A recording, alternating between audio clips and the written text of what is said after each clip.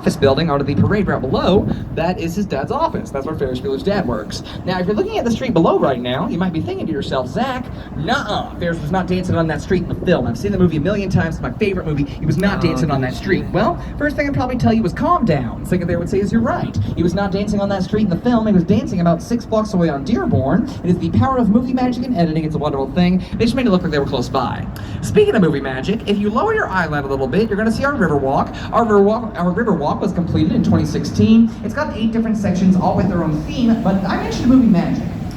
Attached to the wall of the Riverwalk right here, you'll see this large gray box. That large gray box is the world's largest projection system, and if it were 8:30 p.m. right now, I would say do not look at that thing, because it would be turned on and it would be projecting the world's largest moving art display onto the merchandise mart. Folks, that happens every night, 8:30 to 9:30 p.m. It's called Art on the Mart. Happens every night. Highly recommend checking that out. It's the world's largest moving art display. Actually, they do the show twice. It's an hour-long show, but they do it twice. There's a little I should say this. They do a 20-minute long show twice, a little intermission in between. So if you miss the first one, you can get to the next one. If it's 8:30, you've already missed it. Or if it's 9 o'clock, you've already missed it. And if you may be thinking, well, Zach already saw that show last year, think again, they change it up every few months. Own theme, and the theme of that section right there is fishing. You can't fish off those docks. Now, I said this earlier, we have over 70 different species of fish in the Chicago River. I would like everyone to hear me on the boat right now. We have over 70 different species of fish, and I would not eat a single one of those fish. The Chicago River was very, very, very, very, very, very dirty. Now the river's very dirty, don't eat the fish. But they do say, thanks to environmental efforts, we should be able to actually swim in the river by the year. Thanks now. You've already seen them open up today. As y'all were boarding the boat, one of these was opening. Now these bridges, they're called bascule trending bridges, and they do open up like this. They open up every Wednesday and Saturday during the spring and fall to allow boats to come to the lake for the summertime or come to the river docks for the winter time. Now I'm doing this, but the one you also only open on one side. That's because the other side was not working. That's the modern side. Then the very top looks like the Parthenon in Greece, right? With those Greek pediments, and that's postmodernism for you, and just an example of how beautiful a building can be in Chicago. And then right next to it, we have 55 West Wacker, which is an example of brutalism in Chicago. Now, brutalism is an interesting architectural style, because with that style, you're not trying to make your building necessarily look good, you're trying to make it look intimidating and overbearing. Now, this was popularized by Russian government buildings in the 1960s, but the U.S. government used a lot of brutalist style. Its name is the Leo Burnett Building. It is home to the Leo Burnett Advertising Agency. Now, you may be unfamiliar with that name. I know you're familiar with some of their characters. Leo Burnett has brought us such characters as Snap, Crackle, and Pop, Tony the Tiger, Charlie the Starkist Tuna, the Pillsbury Doughboy, the Marlboro Man, the Jolly Green Giant, Ronald McDonald, just to name a few. Even on the very top, shining in the sun, real 24-karat gold leaf, is the clock tower of the Carbiding Carbon Building. That's real gold up there. Now, the Burnham brothers designed that building in 1929 to look like a very specific object. Does anybody want to guess what it was supposed to look like? Green and the gold, it's supposed to look like a giant bottle of champagne. As a protest against the outlawing of alcohol, you'll never guess where the Burnham brothers got that idea, splitting an illegal bottle of champagne at a New Year's party. And the Burnham brothers, that might sound familiar, those were sons of Dave. This building was first built in 1928. Whenever it was first built, it was the tallest building in the world.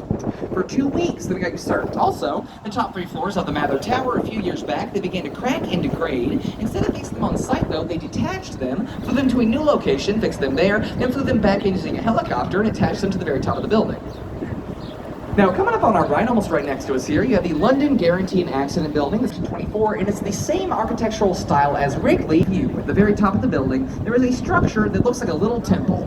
That is exactly what that word means in Italian. It's called a Tempietto, and if you have a sweetheart you want to get engaged to, you can go up there. For $2,500. That's how much it costs, but they give you a lot for that. They give you a nice little kneeling place, they pop a fancy bottle of champagne after asking a question, and that's it. That's all they do. Now, my main word of advice, if you do decide to go up there to propose, make sure the person you're asking is gonna say yes. Maybe swing by a person in the elevator. I don't know.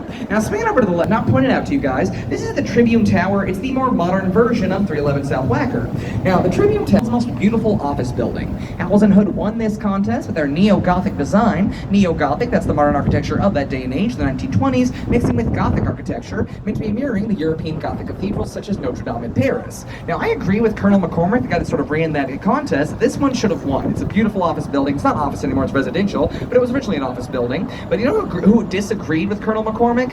Everyone in Chicago. They're really upset that building actually won that contest because they thought it looked too old. They wanted a modern Art Deco style building, and a good example of that would be actually right across the river. That's really what they wanted to win. Now on the right-hand side, you'll see these 2 brown brick buildings, and I want you guys to look at the shorter of the 2 brown brick buildings and look behind it. towering behind this is the 5th tallest building in Chicago. It's called the Aon Center, but it's gone by a few other names. The Standard Oil Building, the $80 million mistake.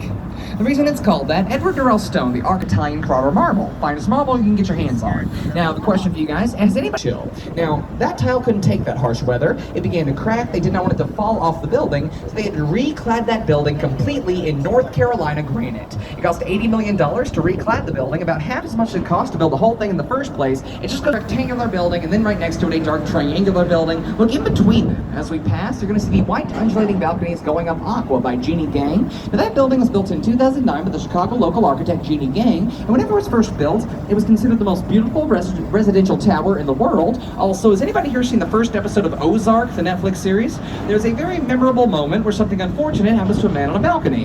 One of those balconies, fun fact. Also, whenever that building was first built, it was the tallest building in the world, designed by a lead female architect. It is no longer the tallest building in the world designed by a lead female architect. I know it's a bummer. Designed by her. Highly recommend you check that out. The interior looks really interesting, almost very cartoonish, like a caveman or like a Flintstone set. Very curved, white concrete. It's really cool. And again, that's the Studio Gang's wing of the Museum of Natural History in New York. And now, folks, I'm going to sit down. That's because I'm not going to talk about what's around us. I'm going to talk about what's underneath us, the river. I have a question for you guys, and to answer this question, I have